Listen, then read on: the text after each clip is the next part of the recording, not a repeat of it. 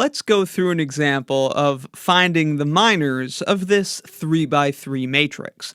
I'll leave a link in the description to my lesson going over the definition of determinant that uses minors and cofactors.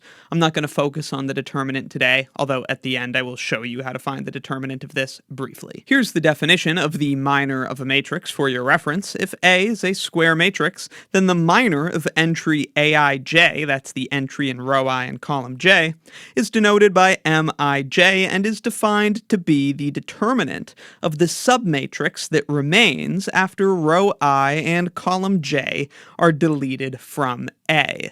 Now, this single 3 by 3 matrix has 9 entries, so it has 9 minors for us to find, and thus we'll get plenty of practice from this one example. Beginning with M11. This is the minor corresponding to the entry in the first row and first column, and by definition, it's the determinant of the submatrix that remains when we delete that first row and first column. So you can see it's the determinant of that 2 by 2 submatrix.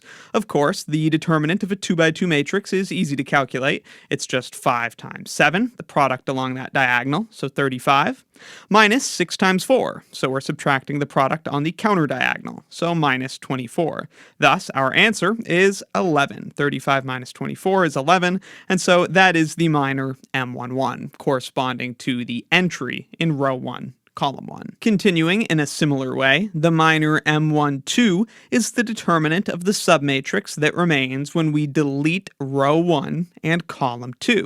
So it's the determinant of that submatrix, and you can see that there. Again, we compute the determinant of the 2 by 2 matrix by multiplying along that diagonal to get 0. And subtracting the product along that counter diagonal, so minus negative 4. This then is 0 minus negative 4, which is 0 plus 4, which is 4. Next, we find the minor M13. We just need the determinant of the submatrix that remains after deleting row 1 and column 3. So you can see it's the determinant of that remaining submatrix. Hence, doing the calculation, we have 0 times 6, which is 0, minus 5 times negative 1, so minus negative 5. So this minor is positive 5.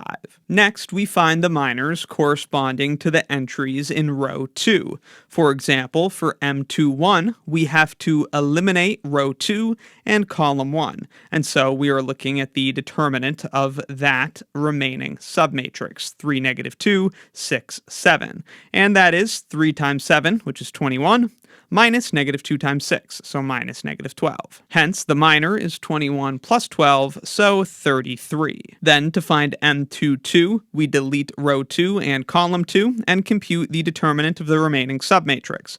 That's 1 times 7, which is 7, minus negative 2 times negative 1, which is positive 2, so just minus 2. 7 minus 2 is 5, and so that's the minor. Then, the minor corresponding to the entry in row 2 and column 3, we find by deleting row 2 and column 3 and taking the determinant of that remaining submatrix.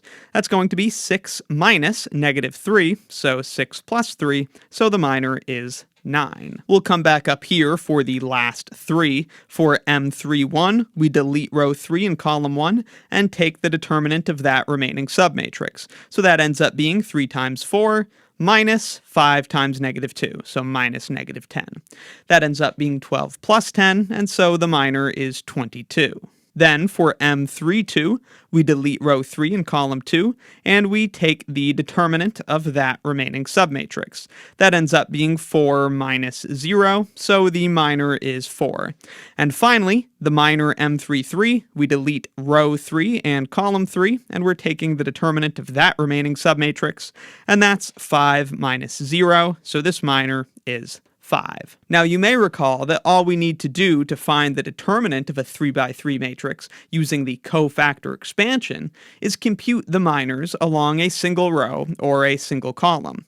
For example, we could use the minors computed along the first row to find the determinant. And that computation would look like this. We'd have to take the first entry times that first minor, minus the second entry times the second minor, plus the third entry times the third minor. These terms alternate positive and negative. A shortcut to know what the sign should be is to add the subscripts. If they add to an even number, the term should be positive. 1 plus 1 is 2, and this first term has no negative. On the other hand, 1 plus 2 is odd, so this term should be hit with a negative. But again, more on that in my video introducing the cofactor definition of the determinant, link in the description. In the end, we plug in all of the appropriate terms here, and we compute the determinant to be negative 11. So that's an example of finding all the minors of a 3x3 matrix. Let me know in the comments if you have any questions, and be sure to check out my linear algebra course and linear algebra exercises playlists in the description for more. If you find my videos helpful, please consider supporting what I do by joining Wrath of Math as a channel member. You can get early and exclusive access to select videos and extra practice, and if you join at the premium tier or above, you can access these lecture notes. I also upload some of my original songs for channel members, just for kicks.